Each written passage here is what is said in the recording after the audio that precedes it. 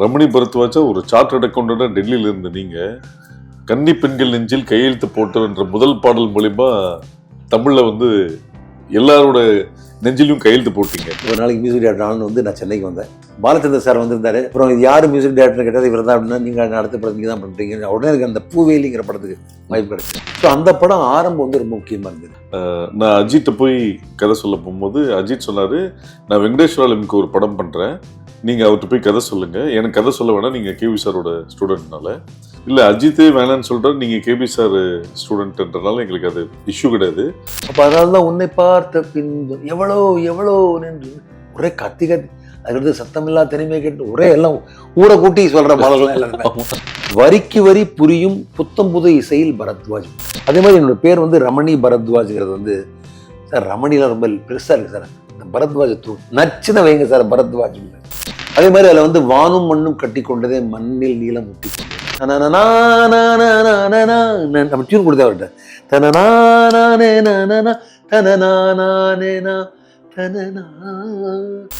எனக்கென ஏற்கனவே பிறந்த வழிவளோ அவ்வளோ அவர் கத்தி போடுவோம்.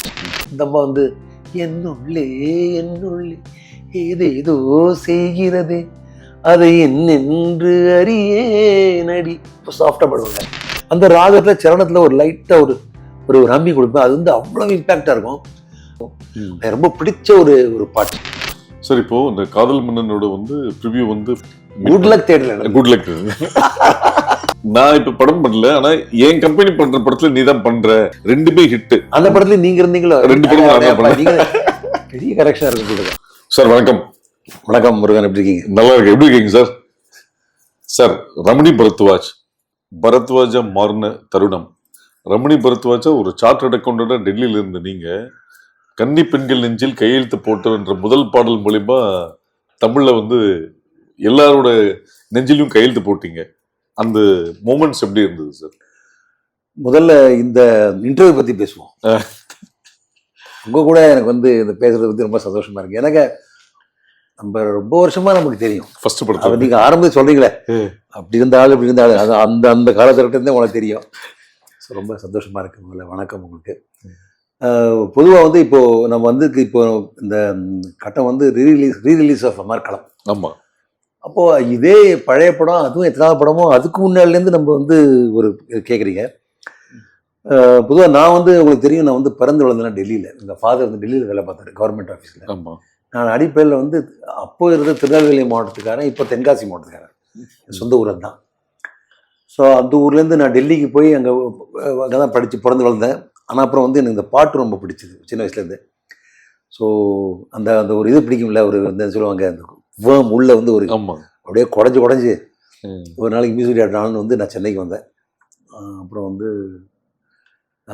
இந்த அதாவது இந்த மியூசிக் டைரக்ஷனில் பக்தி பாடல்கள், அப்புறம் வந்துட்டு அட்வர்டைஸ்மெண்ட்டு, தெலுங்கு படங்கள், டிவி சீரியல் எல்லாம் ஏகப்பட்டது. அதாவது ஒன்று ரெண்டு இல்லை, சில சொல்லுவாங்க படிப்படியாக நிறைய படிகள் முடிஞ்சு நீங்கள் சொன்ன காதல் மன்னன் கன்னி பெண்கள் நெஞ்சுக்குள் கையெழுத்து போட்டவன் அந்த பாட்டில் வந்து மூலமாக நான் வந்து காதல் மன்னன் படத்தில் இருக்கிறேன்.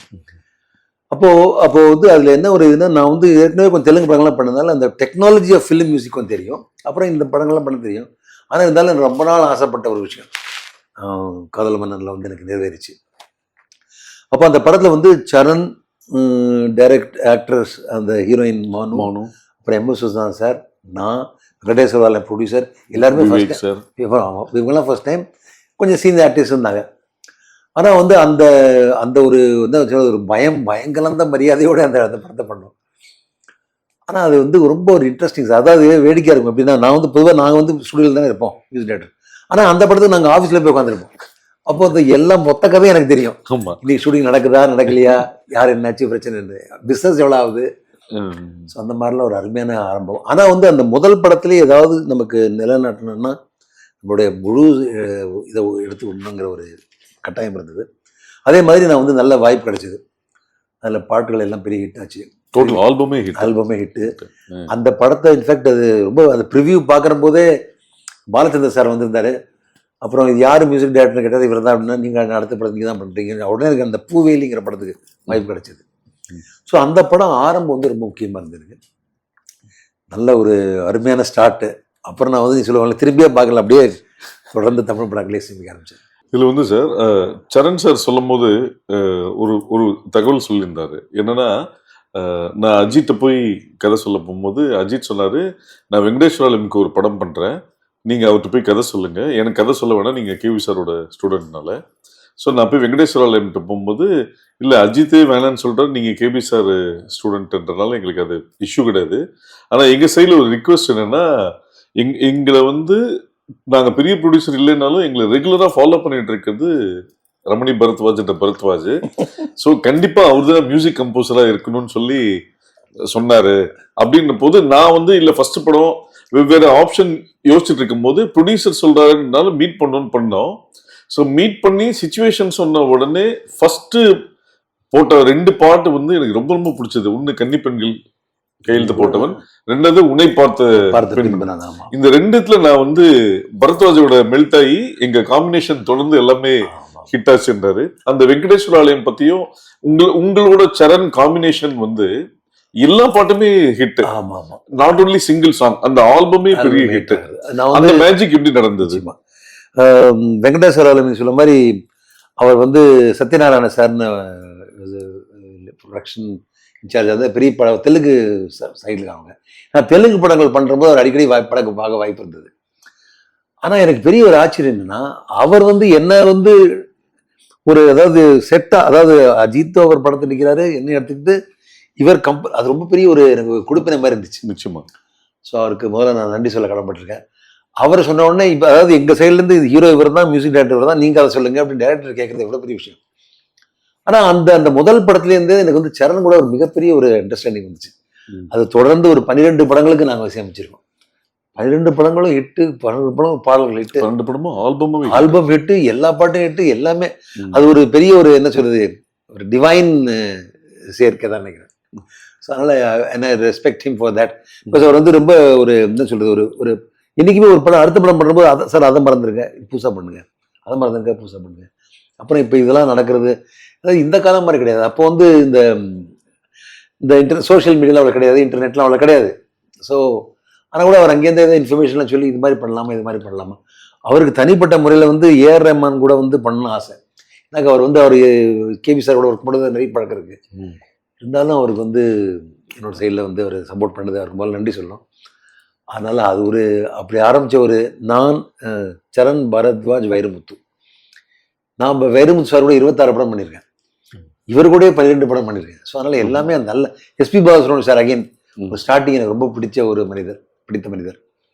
ஸோ அவரும் எல்லாமே ஒரு நல்லா இருந்துச்சுங்க, காம்போ. அதில் அப்படியே அந்த அந்த அந்த கும்பலோட நானும் அப்படியே முன்னுக்கு வந்துட்டேன். சார் நீங்க வந்து மியூசிக் கம்போசர் ஆகணுன்றதுக்காக ஹிந்துஸ்தானி, கிளாசிக், வெஸ்டர்ன் எல்லாம் கத்துக்கிட்டீங்க. ஸோ இந்த ஃபர்ஸ்ட் படத்துல வந்து உங்களுக்கு அந்த கிரியேட்டிவாவும் பர்சனலும் என்ன சேலஞ்சஸ் இருந்தது? பொதுவாக வந்து நான் ஒரு ஃப்ராங்காக ஒரு விஷயம் சொல்ல விரும்புகிறேன். எனக்கு நான் வந்து ரொம்ப அதாவது என்ன சொல்றது, ஓவராக கொஞ்சம் திங்க் பண்ண வச்சுங்களேன். முதல்ல நான் எனக்கே ஒரு கேள்வி கேட்டுப்பேன், எதுக்கு பரத்வாஜ்? இவ்வளோ பேர் இருக்காங்களே, பெரிய பெரிய பேர்லாம் தமிழ்நாடு ஃபிலிம் இண்டஸ்ட்ரியில் இவ்வளோ பேர், நான் எதுக்கு அந்த படத்தில் ஒன்று முதல்ல எனக்கே ஒரு கேள்வி கேட்டுப்பேன். நான் எப்படி என்னால் புதுசாக எதாவது பண்ண முடியும், நல்லா பண்ண முடியும்ட்டு. அப்புறம் அந்த பாட்டை எப்படி நல்லது பண்ணுங்கிறதுக்கு அதுக்கு ஒரு அடுத்த கேள்வி. இப்போ நான் வந்து ஒரு சின்ன ஸ்டடி எனக்கு ரொம்ப காசு, இதான் ரொம்ப நாள் கழிச்சு சொல்கிறேன்னு நினைக்கிறேன். இப்போ இருக்கிற தமிழ் படங்களில் யாரெல்லாம் பண்ணுறாங்க, அதில் எல்லாம் நல்லது இருக்குது, ஆனால் அதை மீறி என்ன செய்யலாம் அப்படிங்கிற போது எனக்கு ஒரு விஷயம் தோணுச்சு. பாட்டு ரொம்ப நல்லா இருக்கு, ஆனால் அந்த உள்ள குறைஞ்சி ஒரு அந்த உணர்வுகளை கிளப்புறது வந்து இல்லாமல் இருந்தது அவன் என்னுடைய கருத்தில். அதனால் எல்லா பாட்டுமே எமோஷ்னலாக கொடுக்கணும், கத்தி கொடுக்கணும். அப்புறம் வரிகளுக்கு புரியணும். அது சில குறைகள்லாம் இருந்தது. அதாவது ஹிந்திக்காரன் பாடுறான், அப்புறம் தமிழ் சரியா இல்லை, அது.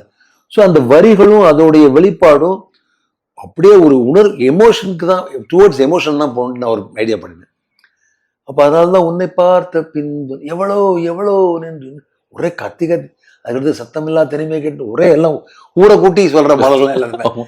அதே மாதிரி அந்த வரிகளுக்கும் ரொம்ப முக்கியத்துவம் கொடுத்தாலும் நம்ப மாட்டீங்க, சரண் வந்து என்னுடைய வந்து அந்த இன்ட்ரோடக்ஷன்லேயே வரிக்கு வரி புரியும் புத்தம் புது இசையில் பரத்வாஜ் பண்ணார்.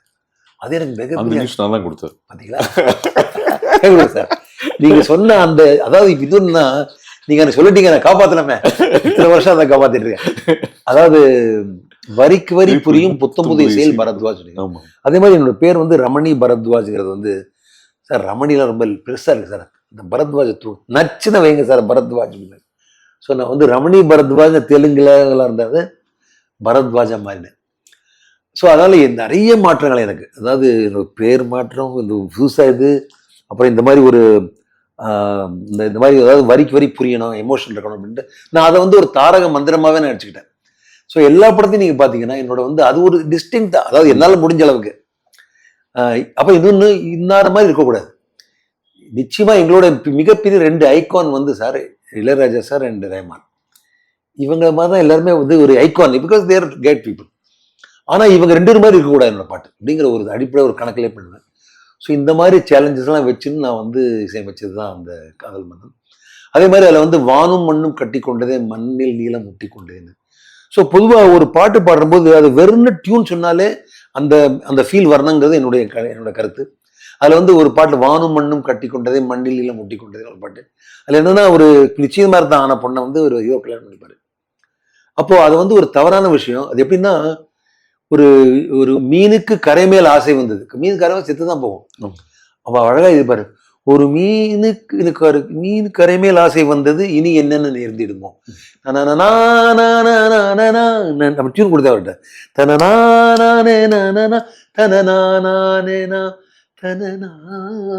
ஒரு கவலையோட எண்டு பண்ணணும்.